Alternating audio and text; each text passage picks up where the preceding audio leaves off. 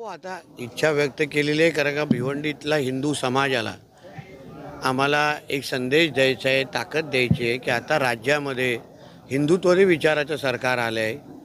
आता ज्या पद्धतीने काही जिहादी आणि हिरवे साप इथे थोडे जास्त वळवळत आहेत आणि त्यांना वाटतं आहे की आमच्या हिंदू सणासुदीवर ते लोकांनी चपला मारून दगड मारून ते त्यांचे सणासुदी शांत पद्धतीने अगर राबवू शकतील तर ते तसं सरकार आता महाराष्ट्रामध्ये नाही आहे। आता एक भक्कम हिंदुत्ववादी विचाराचं सरकार, एक कडवट हिंदुत्ववादी मुख्यमंत्री या राज्याला मिळालेले आहेत आणि म्हणून यापुढे भिवंडीतल्या हिंदू समाजाने कोणाशी घाबरू नये, दबावाखाली राहू नये, हा संदेश मला इकडच्या हिंदू समाजाला द्यायचा आहे आणि म्हणून तेही मी माझ्या भाषणातून पण दिलं आहे आणि वारंवार भिवंडीमध्ये येऊन मी देईन।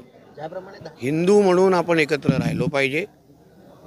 हिंदू समाज आपल्या महाराष्ट्रामध्ये, हिंदू राष्ट्रामध्ये आणि देशाच्या प्रत्येक कानाकोपऱ्यामध्ये एकत्र राहिलं पाहिजे। जे जिहादी आक्रमण आहे त्यांची मनातली इच्छाच आहे की आपण भाषावर भांडावं, जातीवर भांडावं। तुम्हाला कधी माहिती आहे का मुस्लिम समाजामध्ये किती जाती आहेत? आपले एवढेच जाती आहेत, पण आरक्षण मागताना ते लोक मुसलमान आरक्षण मागतात, पण आपण विविध जातीच्या नावाने आरक्षण मागतो। म्हणून हिंदू राष्ट्राला अजून भक्कम करायचं असेल तर आपण हिंदू म्हणूनच एक दुसऱ्याकडे पाहिलं पाहिजे, अशी भावना या निमित्ताने मला व्यक्त करायची।